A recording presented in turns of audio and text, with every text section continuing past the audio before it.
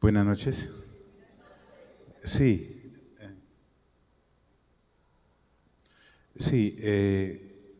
Tendremos el servicio que sería el próximo viernes 7, el martes 4. Está clarito, ¿cierto? No confundo a nadie. Servicio especial, martes 4 de abril. Se reemplaza el del viernes 7 de abril. ¿Esto por qué lo hacemos? Para que usted tenga la libertad de irse a pensar en nosotros en otro escenario de descanso. Sin embargo, va a ser una Semana Santa activa porque les estaré enviando la carta que el apóstol Pablo le escribe a Tito para que usted saque un momentico en su día y se escuche. Son como 6 o 7 enseñanzas sobre esos 3 capítulos. Así que vamos a estar muy en contacto. Entonces ya sabe, pues, no vaya a venir usted por aquí el viernes 7, piense que fue vino el Señor. No. Ok. No, qué susto, ¿cierto? Donde usted llegue acá y ninguno. Hemos estado hablando acerca de lo que nuestro Señor Jesús nos enseña. A propósito, el Señor Jesús es Dios. Cosa extraordinaria. Dios hecho hombre. Hace 2000 años vino y nos visitó. Y esa enseñanza es de sus propios labios. Aquí en el Evangelio de Lucas, en el capítulo 12, el Señor Jesús nos está enseñando acerca de cómo el reino de Dios a los hijos de Dios se encarga de tratarlos en cuanto a sus necesidades biológicas, tales como comer, beber, vestir, de una manera diferente a la que lo hace con las personas que no conocen de Él. Las criaturas, diríamos. La gran mayoría de gente neófita con la que usted habla, ella se cree hija de Dios, pero resulta que no es así. En Juan 1:12 dice que a los que creemos en Cristo Jesús se nos ha dado la potestad de ser llamados hijos de Dios. Mientras uno no crea en Cristo Jesús, como dicen las Sagradas Escrituras, es un ser humano, sí, pero es considerado como una criatura. ¿Por qué? Porque la calidad de hijo solo nos la da el tener nuestra fe puesta en lo que nuestro Señor Jesús hizo para reconciliarnos con Dios. Entonces aquí en el Evangelio de Lucas, que a mí me parece un evangelio extraordinario, el Señor Jesús lleva el peso de la enseñanza. Lucas lo narra desde luego, pero todo es acerca de lo que el Señor Jesús hizo. Y terminamos el viernes pasado diciendo, o respondiéndole mejor esta pregunta al Señor, porque Él nos habló de los cuervos que no tienen granero, que no tienen cosechas, y Dios los alimenta a toditos, durante todas las generaciones de cuervos que haya desde la creación hasta el retorno del Señor. Y dice, mirando a sus discípulos, ¿no valéis vosotros mucho más que las aves? ¿Y cuál fue nuestra respuesta? Que sí, sí. Él quiere colocar esta plataforma y este argumento porque lo que va a enseñar a partir del capítulo 13 tiene mucho que ver con esto. Si usted y yo como cristianos, si usted y yo como cristianas no tenemos esta base clara, vamos a vivir una vida muy aburrida porque vamos a parecer creyentes, pero vamos a estar viviendo como gente que no conoce de Dios. A esto el Señor Jesús agrega diciendo, ¿y quién de vosotros podrá con afanarse añadir a su estatura un codo? No está hablando de la estatura de estirarse. En el contexto que estamos hablando, Lucas me está diciendo con esta palabra afanarse, que es sinónimo de preocuparse, que es sinónimo de estar ansioso.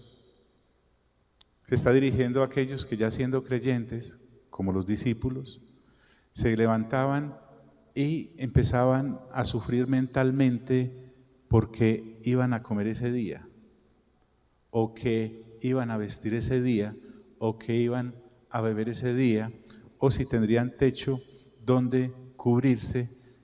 Y a eso añadámosle todo lo que usted pueda imaginarse de vivir una vida de confort, pero una comodidad lógica, una comodidad de reino. Más adelante vamos a ver de qué se trata eso.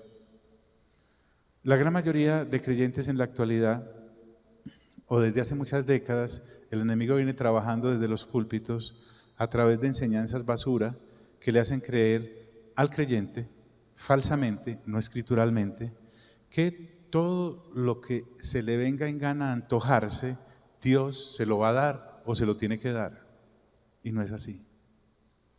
No es así. Dios puede hacerlo, lógico, es Dios. Pero quisiera ver a los predicadores de añadiduras, tomando el capítulo 11 de Hebreos, por ejemplo, en los últimos versículos, tal vez creo que el 40, dice que algunos de los creyentes han vivido en cuevas, han sido pobres, han pasado necesidades. El mismo apóstol Pablo en la segunda carta a los Corintios, en el capítulo 11, del versículo 23 al 33, Pablo habla de haber aguantado hambre, no de haber ayunado, sino de haber aguantado física hambre. Entonces, uno tiene que formarse un equilibrio escritural para no ser un malcriado o una malcriada del reino. Es harto eso. Y el asunto acá es que, como seamos nosotros los padres, si somos de esa manera, vamos a estar criando a nuestros hijos mientras tienen su encuentro personal con Jesucristo de una manera errada, porque entonces les vamos a dar un reflejo del reino que no es. No estoy hablando de que los debemos levantar con ejemplos de necesidad, estoy hablando que los debemos levantar con ejemplos escriturales y debemos serlo nosotros mismos.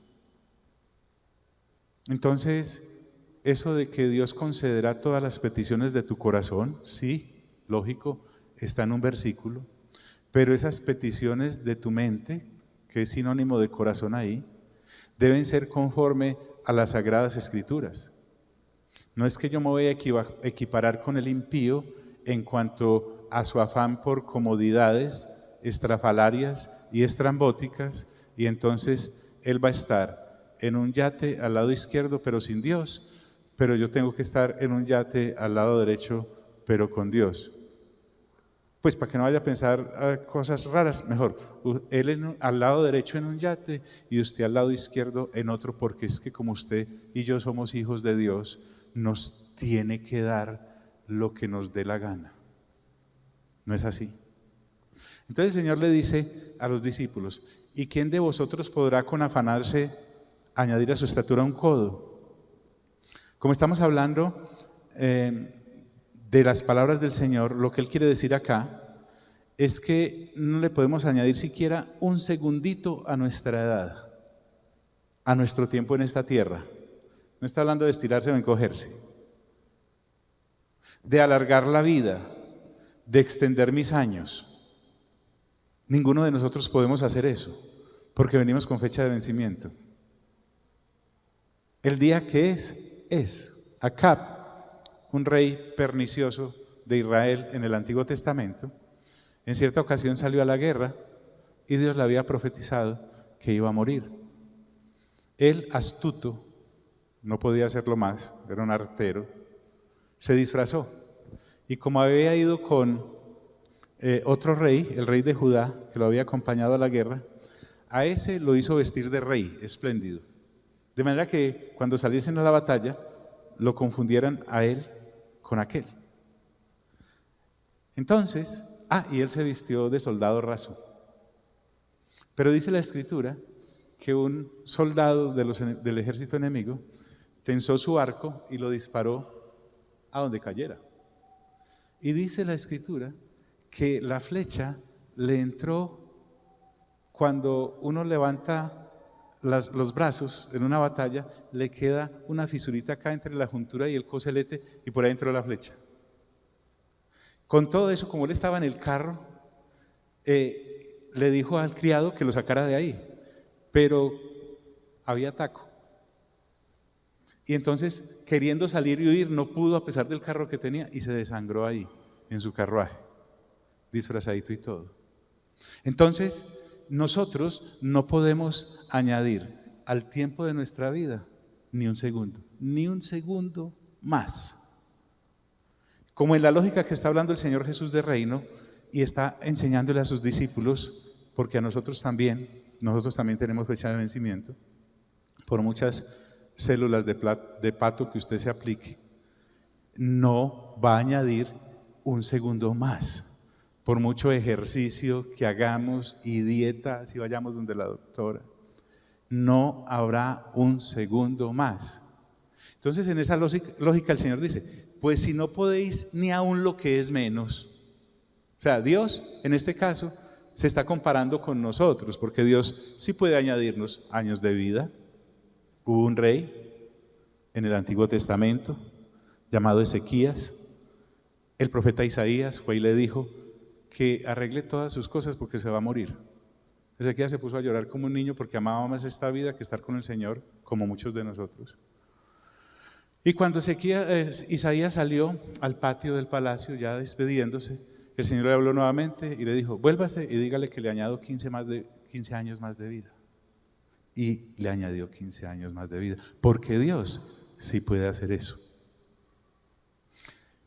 Entonces, esto que es para nosotros imposible, Dios lo hace con el dedito pequeño de su hermosa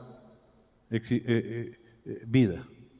Él dice, 15 años más, 15 años menos, a unos se los alarga, a otros se los acorta, pero nosotros no podemos hacer eso. Nosotros no podemos hacer eso. Si usted es curioso y termina por ahí metido en YouTube mirando videos, se va a dar cuenta que hay gente en neveras desde los años 60 o 70, inclusive desde los 50, que porque están esperando el momento en que puedan ser revividos para volver. Y allá andan congeladitos como esa carne que usted tiene congelada hace 10 años para un asado allá en la nevera y no lo ha hecho.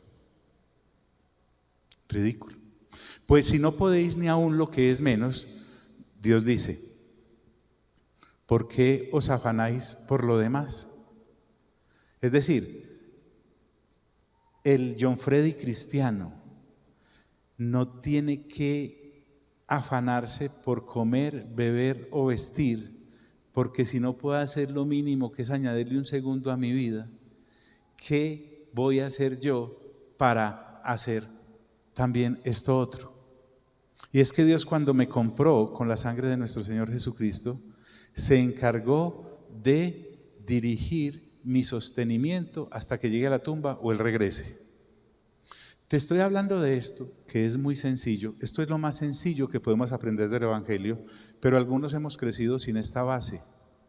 Y por eso seguimos comportándonos como gente del mundo en el aspecto financiero e envidiando a la gente del mundo, como hizo Asaf en el Salmo 73, o después de estar en el camino del Señor, nos apartamos de Él porque amamos más el mundo, como Demas, uno de los principales discípulos del apóstol Pablo, que no aguantó y entonces se dedicó a vivir en esa área del mundo.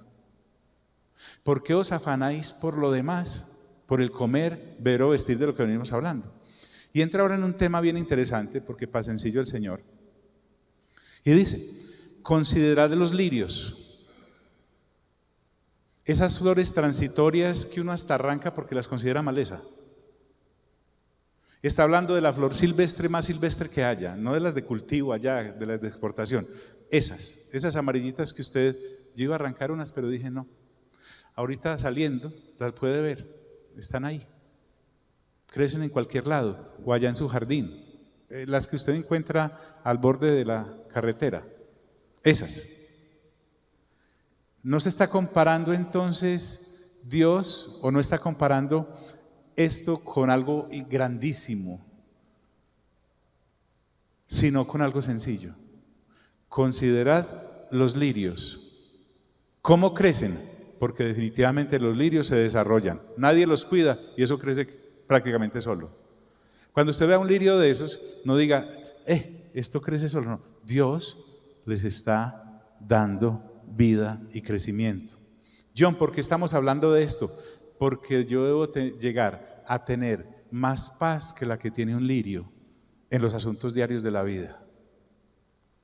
Si soy el creyente que en mi oración el 90% lo ocupo pidiendo mercado, pidiendo dinero para poder cumplir las necesidades de vivienda o de transporte o de educación. Soy un creyente que me he pasado esta enseñanza por la faja. Además me dice acerca de los lirios que no trabajan. Es decir, un lirio usted no lo ve en la bolsa laboral pidiendo empleo o saliendo en las marchas ahora para que le suban sus ingresos. Usted jamás va a ver ni un árbol tampoco, pero hablemos de lo pequeñito, de los lirios. Usted nunca ha visto un vegetal en eso, mucho menos un lirio. Y me dice además el Señor, ni hilan, no cosen.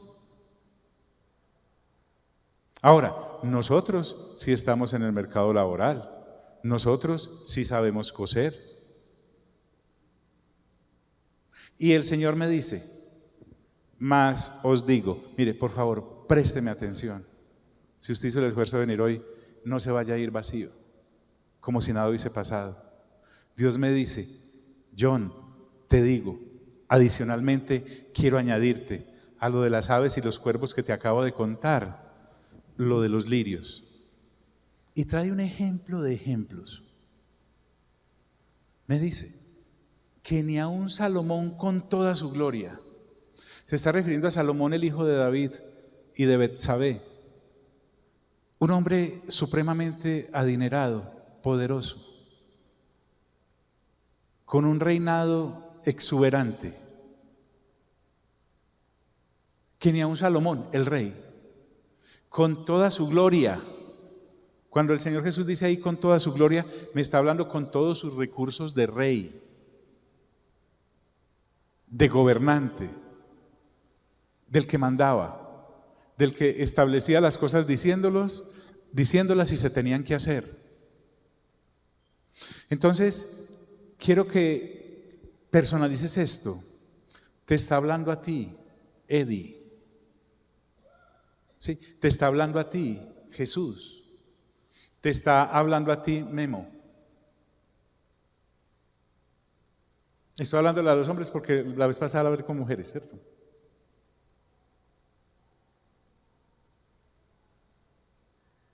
Hernán te está hablando a ti. Juan Manuel, créeme, te está hablando a ti. Que ni aun Salomón con toda su gloria, o sea, no está hablando del 10% de la gloria de Salomón y de sus recursos, ni del 90%, está hablando de todo lo que Salomón administraba. Y entonces pensé, bueno, como estamos leyendo 9 capítulos del Nuevo Testamento, me imagino que algunos pues han dejado al lado un poco lo del Antiguo Testamento, que hay que leerlo.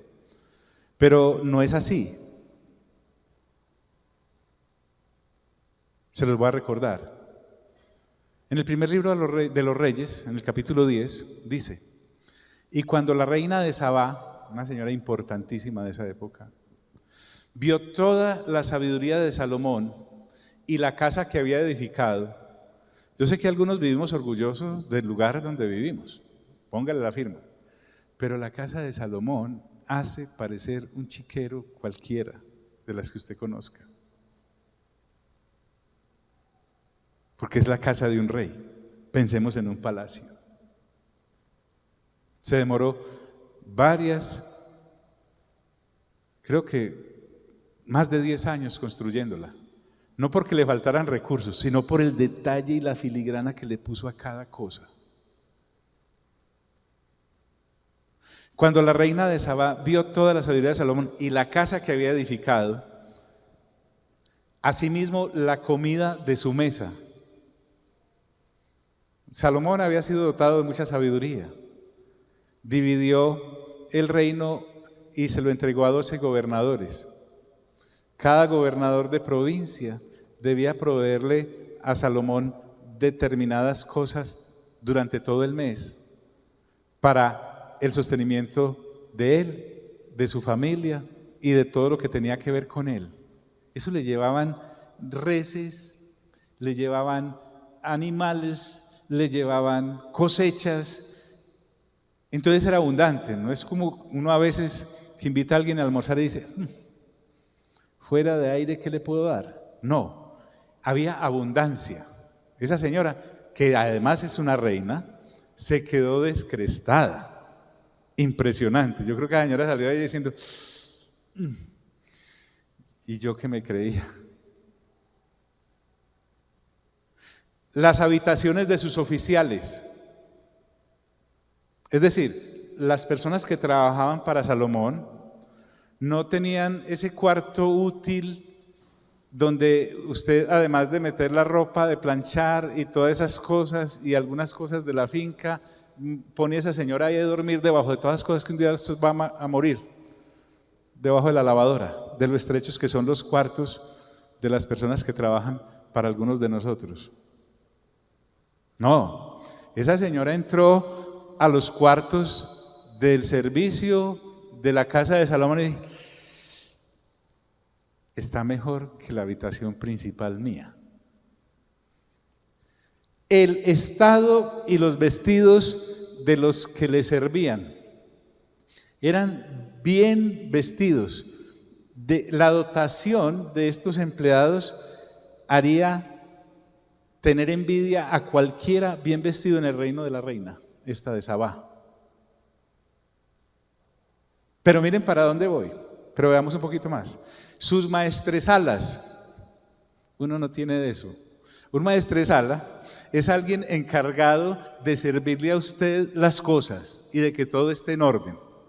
Tenía uno para el plato fuerte, uno maestresala para la entrada, uno para el postre, uno para el agua, uno para el vino. Y decentes. No eran ni curiosos, no, era gente tremenda. Y sus holocaustos, porque es que además Salomón era un hombre que sabía a quién agradar.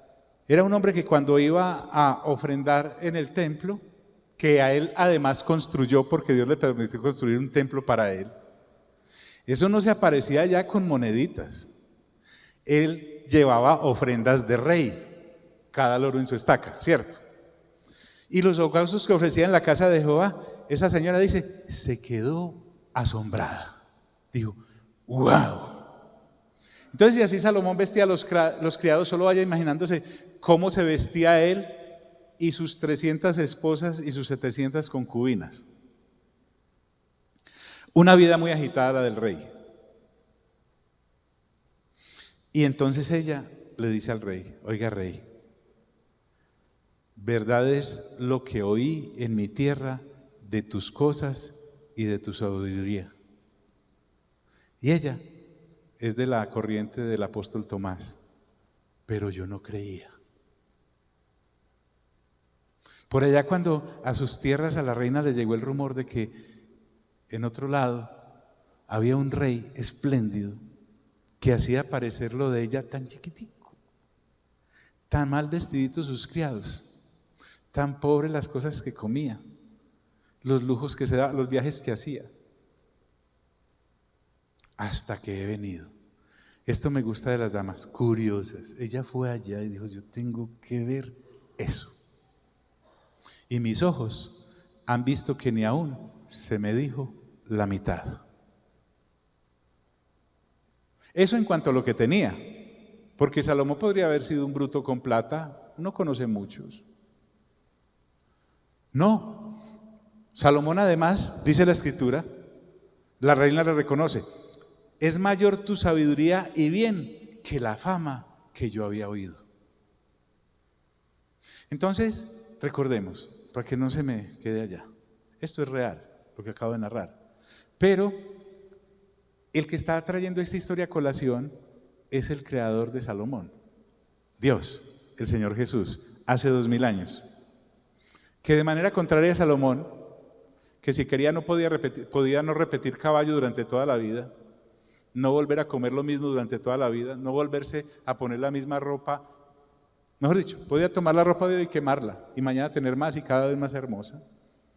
El que está hablando este es el Señor Jesús, que al contrario de él vino siendo el rey y el dueño de todo, el universo y sus alrededores. Decidió vivir en Nazaret, un lugar más bien súper desconocido. Nacer en la familia más sencilla que usted se pueda imaginar. Lo máximo que usó en su vida fue un burro para entrar a Jerusalén y prestado. Pero, entendiendo que Dios es Dios, porque usted ya lo conocemos, ¿por qué mi Señor me trae este ejemplo hoy, dado hace 2000 años para los que fuesen a llegar a ser hijos e hijas de Dios? Entonces nos dice que ni aun Salomón, con todo ese esplendor que le acabo de narrar, si usted quiere saber más de Salomón, váyase allá, a 1 de Reyes capítulo 10, y léase el 11 y el 12. Le cuento nomás, Salomón tenía un trono que te hace... Fíjate que el trono tenía 12 escalones. 12 escalones, 1, 2, 3, 4, 5, 6, 7, 8, 9, 10, 11, 12. Y allá arriba estaba la silla. Era en oro puro. Pero además le había mandado hacer unos leones, no unos gaticos, unos leones. Un león en el primer escalón a este lado y otro león allá a ese lado. Y así hasta donde él llegaba. ¿Usted imagina qué terror uno saludar al Señor? Eso no más de trono tenía. Entonces le dice Dios a los hijos e hijas de Dios, los del reino, les dice que ni aun Salomón se vistió como un lirio silvestre de esos que le acabo de describir. Y póngase a ver y verá. Tome un lirio de esos y obsérvelo. Tome una orquídea y obsérvela. Tome cualquier flor y obsérvela. Es impresionante el derroche de belleza, la hermosura de parte de Dios. O sea, uno no tiene que viajar como la reina de Sabá para ir a ver. Dios le dice, no pierda el tiempo en ese viaje para irse a desquestar con esas cosas. Tome un lirio, lo encuentra ahí en el solar de su casa, no lo tiene ni siquiera que cultivar. Ni aun Salomón, con todo su esplendor, se vistió como uno de ellos. Como uno. No es que se ponga a escoger qué lirio perfecto para compararlo con Salomón y su ropa. No, no, no. Uno solo, el que coja. Y me dice esta noche el Señor, a mí, hoy, en medio de todas esas afugias en las que estoy corriendo, porque me he metido de cabeza, de lleno, completo, y además he arrastrado a toda mi familia en eso, a hacerles creer que tenemos que generar para comer, beber y vestir como el mundo lo hace, preocupados y ocupados con eso. Es absurdo, hermanos, el evangelio apócrifo que algunos estamos viviendo porque no es escritural. Y no estoy hablando de vestirte mal, porque ¿quién se viste mejor que un lirio? Ni Salomón. Compárelo con cualquier modisto de la actualidad. Trate uno de estos grandes empresarios de la moda actual a vestir a alguien como Dios viste un lirio, lo deja como un papagayo. Terrible. Pero Dios no hace ver en ridículo a nadie. Y póngase a ver las modas de hoy. Pues más ridículas, ¿para dónde? Algunas. Y uno dice, ¿cómo? Disculpa, ¿estás vestido? Podría uno pensar eso. Y esto es lo que voy. Y si así viste Dios la hierba que hoy está en el campo, porque miren, además,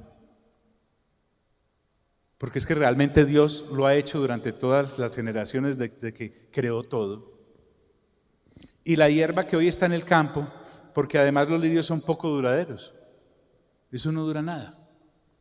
Y si así viste Dios la hierba que hoy está en el campo y mañana es echada al horno, oiga pues bien, además es tan común el lirio en el contexto que el Señor lo está hablando, que la gente lo usaba para avivar el fuego. Lo usaban como combustible.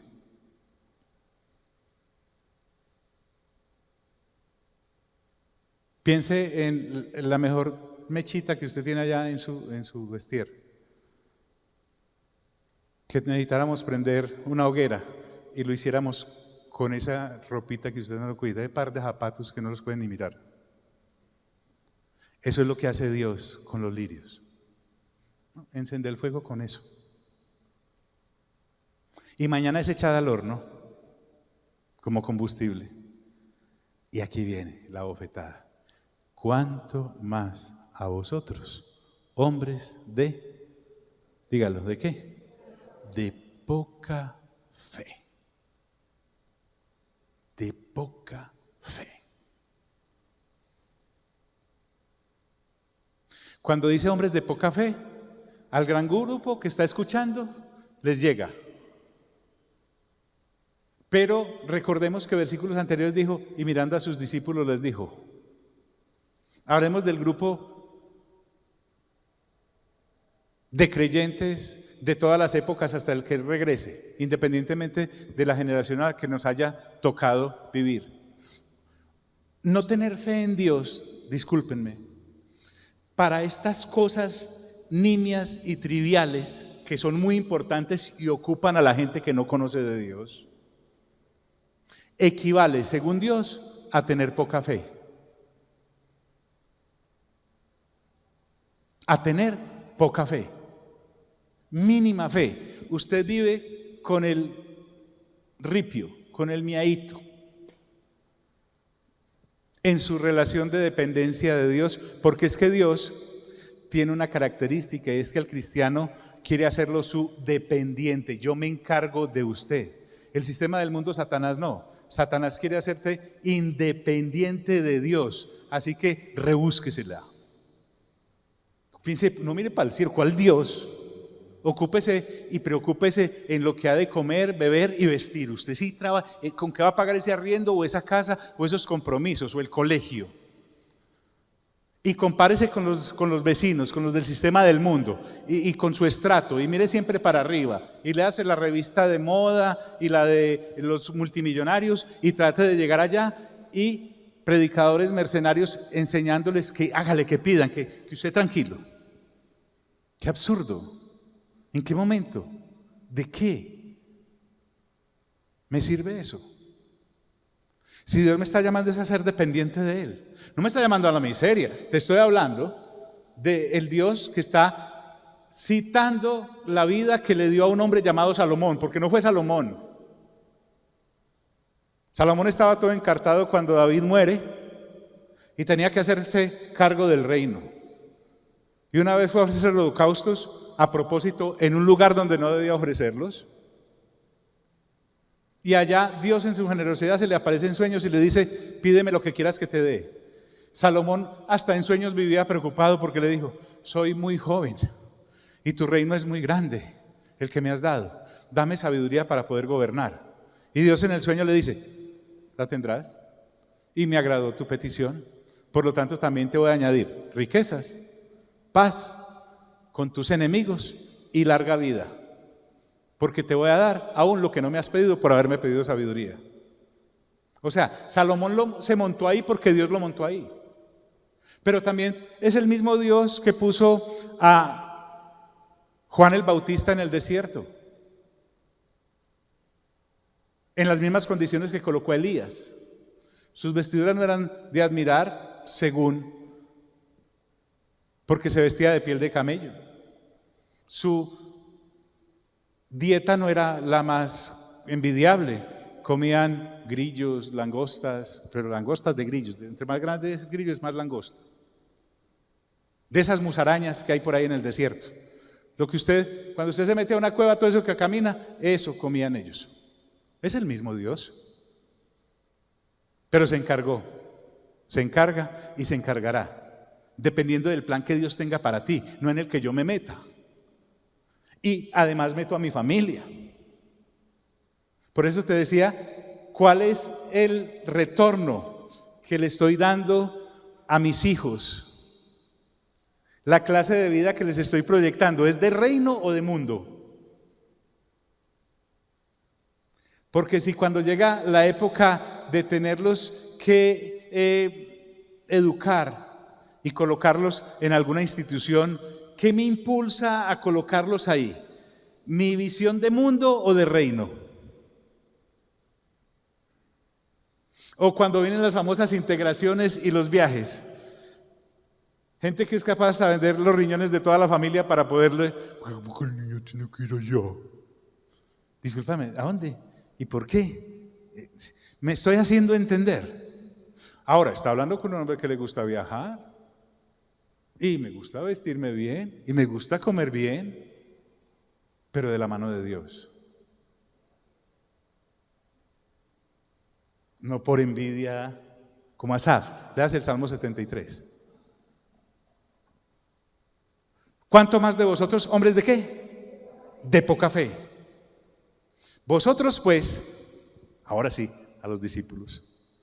Pienso que se está refiriendo a los nacidos de nuevo con mente renovada, a los cristianos. Miren lo que viene. No os preocupéis por lo que habéis de comer, por lo que habéis de beber, ni estéis en ansiosa inquietud. Esto es muy fácil seguirlo derecho, pero no os preocupéis, yo no le veo ningún signo de interrogación que diga, no os preocupéis. Tampoco veo yo entiendo, usted se ha venido preocupando porque en su familia siempre se han preocupado y su esposa también viene de una familia de preocupados. Por esto, por comer, beber y vestir. Y ahí sí no importa el estrato. No os preocupéis, es una orden. Hermanos, permítanme, preocuparme por esta clase de cosas es tan pecado como fornicar, robar, asesinar, mentir o envidiar. Este es un mandato de reino. Los 10 mandamientos son nimios comparados con los que le añade el Señor Jesús. Si uno lee atentamente el Sermón del Monte, la cosa es impresionante. Dice, no os preocupéis, no es una sugerencia, no es si me parece, no es si opto por ello de no preocuparme, es un mandamiento. Yo desobedezco a Dios si me preocupo, si muevo siquiera un músculo para la preocupación, o le dedico un pensamiento a la preocupación. Pero ese no os preocupéis tampoco es una vara mágica, ¡tin!, con la cual desaparece esa preocupación de mi corazón. No, es una cosa que tengo que erradicar. Porque viene en la genética del ser humano caído, preocuparse. Te han enseñado a preocuparte en la universidad, en el colegio, en la guardería, en tu casa, en tus amigos, en tu barra de lo que sea. Preocúpate, preocúpate, preocúpate. Yo prefiero creerle a Dios cuando me dice, Jota, no te preocupes. Yo, Señor, no me preocupo. Y cada vez que viene el maldito pensamiento de preocupación, lo echo a las patadas cual perro rabioso. Perro rabioso yo. La preocupación me tiene que tener miedo. Pero ¿cómo así que yo le hago nicho a la preocupación en mi mente? Le hago nicho a la preocupación en mi billetera, en mi casa, en el vehículo, en la empresa. ¿Qué es ese lugar? El lugar de la preocupación. No, yo tengo un lugar de oración. Y en ese lugar de oración hablo con mi Dios de todas las cosas. No os preocupéis. No es un elixir. No os preocupéis. Y vuelve y me lo repite. Usted me dirá, yo venía por temas más interesantes. A mí me interesa más saber cómo se llama el caballo blanco del primer jinete que sale cuando rompen el primer sello. No, yo quiero saber, deme de una vez el nombre de los 2 testigos que aparecen en Apocalipsis capítulo 11. Sí, deme esos 2, dígame, sáqueme de una vez de la duda. ¿Es Elías? ¿Es Moisés? ¿O es Enoc? ¿O quién es? ¿Yo para qué me meto allá a esas fronteras escatológicas? Sí, cuando abro la nevera me preocupo. Y cuando abro el vestier me preocupo. Y cuando miro a mis hijos me preocupo. No os preocupéis. Y me dice, me lo repite, tiene que ser importante esto, por lo que habéis de comer. No debo preocuparme por eso. Por lo que habéis de beber, no debo preocuparme por eso. Ni estéis, vuelva otra vez, en ansiosa inquietud. El Señor Jesús acá se refiere a ese hijo de Dios, a esa hija de Dios, que son como las olas del mar. Entre la certeza, en unos picos de fe, hermanos, impresionantes. Y al segundo, en la duda. ¿Sí será? Viven una vida miserable como la de Job antes de su prueba. Si usted quiere saber por qué le pasaron a Job las cosas, el 3:25 de Job dice, lo que temía, eso me ha acontecido. Y el mismo Dios habla de Job bien, hombre recto y apartado del mal, ¿quién como él? Pero resulta que Job no tenía una certeza completa de esto. Según esto, Job cuando sacrificaba sus holocaustos al Señor, él iba con mucha fe, pero después de que salía, pensaba, yo cuando me metí a comprar tantos camellos, la envidia como es de berraco, ahora me lo roban. Se lo robaron. Se lo robaron. No, tenía 3 hijas hermosísimas. ¿Cuál de las 3 más hermosa? Y tenía 7 hijos, eran 10 en total, hermosos. Y él corría a ofrecer sacrificios y decía, Señor, cuídamelos, guárdamelos mientras nacen de nuevo, ¿cuál de todos más loco? Gracias, sé que me los vas a proteger. Cuando salía decía, donde se les caiga un techo encima.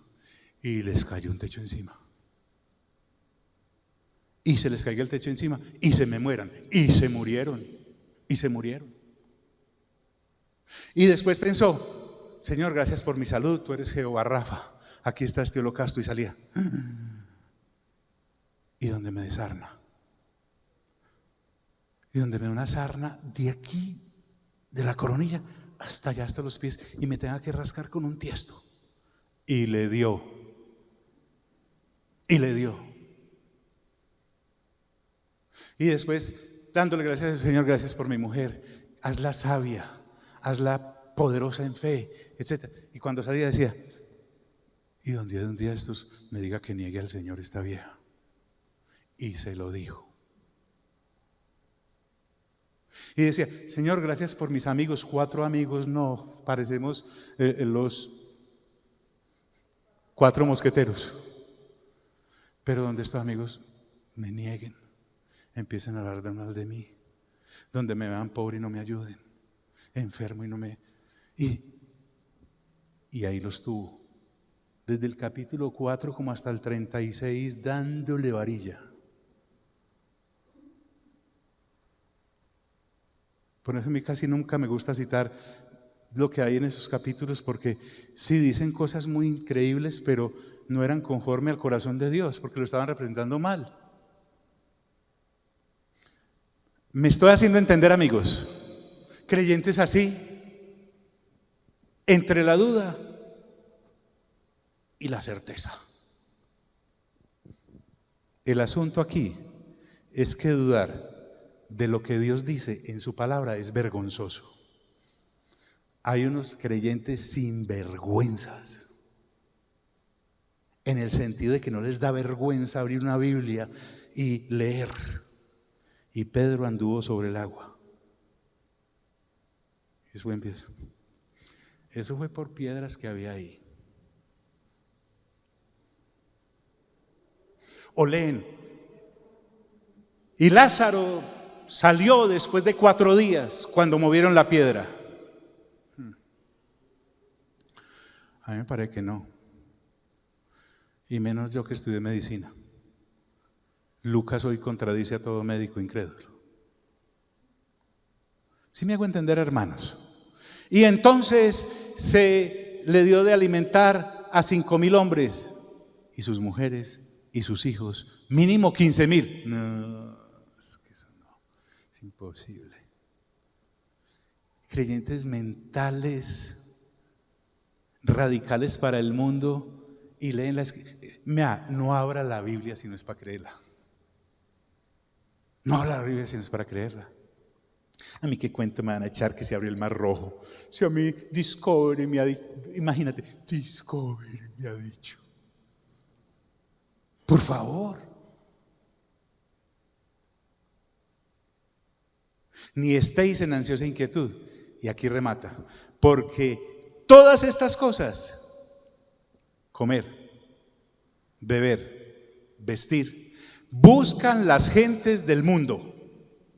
Y las buscan ahí, el énfasis en el original es de una manera desesperada, con ahínco, con fervor. No viven sino para eso.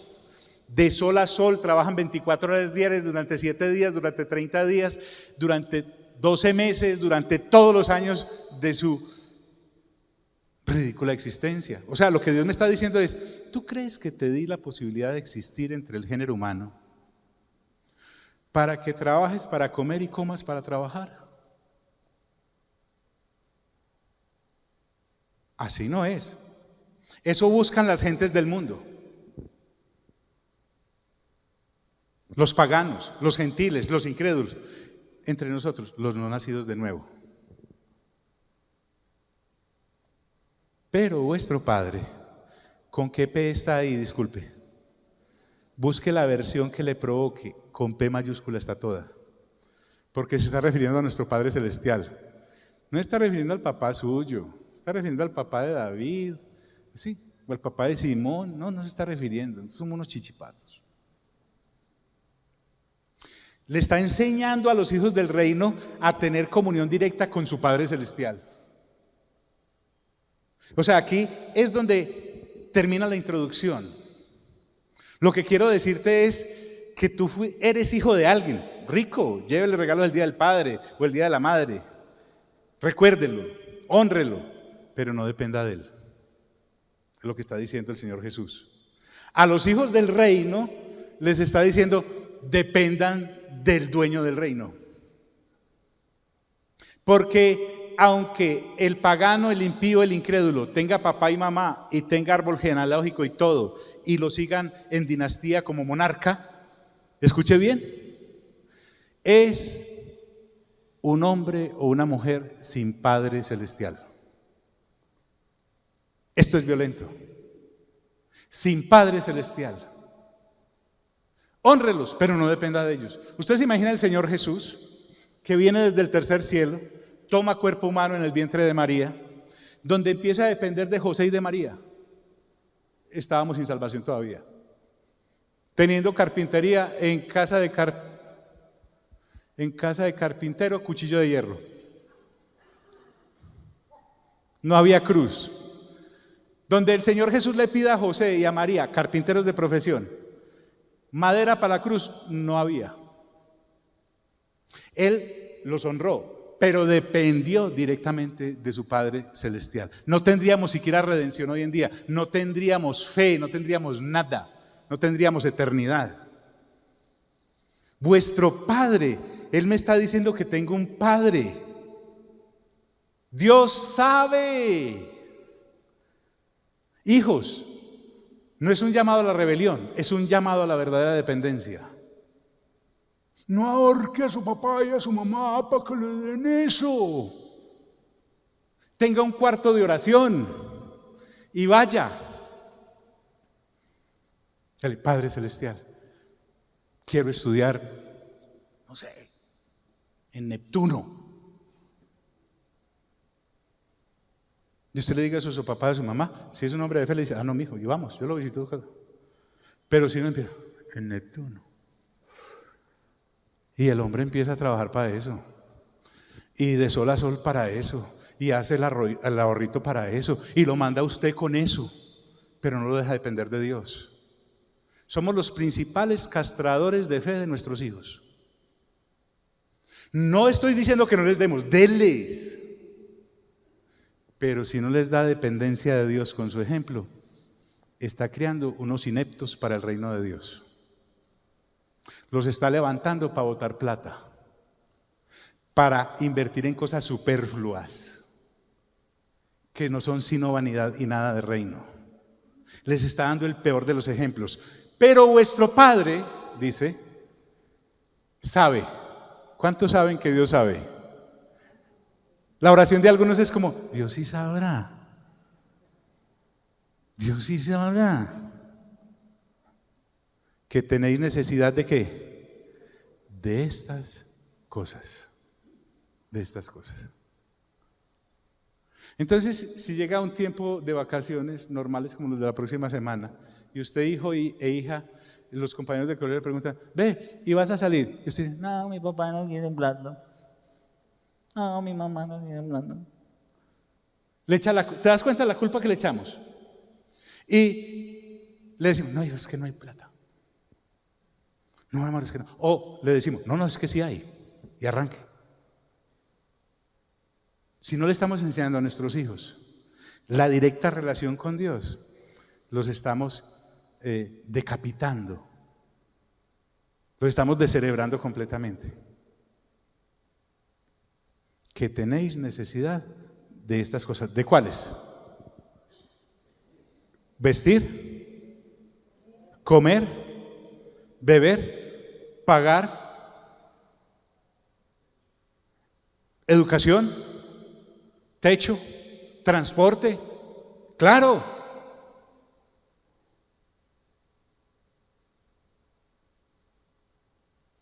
De esas cosas.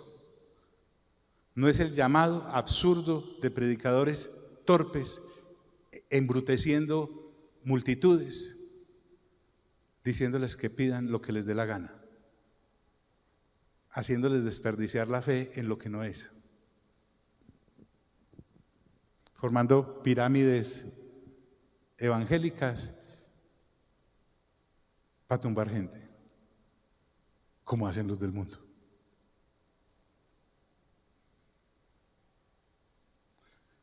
Vamos a estar en pie, por favor.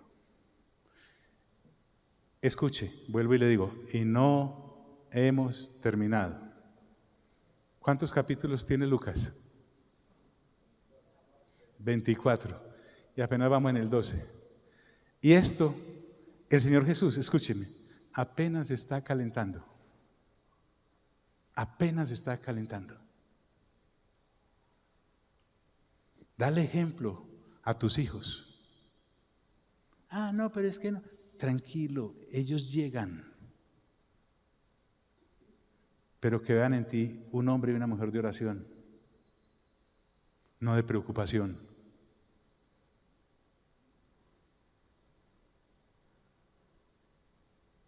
Un hombre y una mujer con Padre celestial que le enseña a mi hija, yo soy un accidente biológico en su vida. Me le muero en 60, 70 años. Pero usted tiene que aprender a depender del que nos dio la vida a nosotros.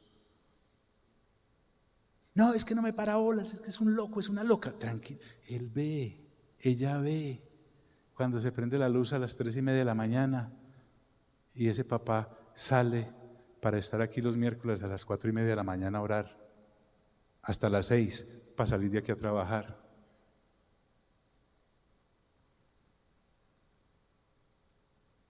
No, es que a esa hora apenas está llegando y usted apenas está saliendo. Eso marca, no son bobos. Estarán locos, pero bobos no son. Ellas saben. Ellas saben, esas hijitas saben que las oraciones de su mamá son las que lo protegen, las protegen y por eso no se han destortillado por allá en todas las locuras que hacen. Ellas saben que tienen un papá y una mamá inquebrantables en cuanto a la fe. Inquebrantables en cuanto a la fe.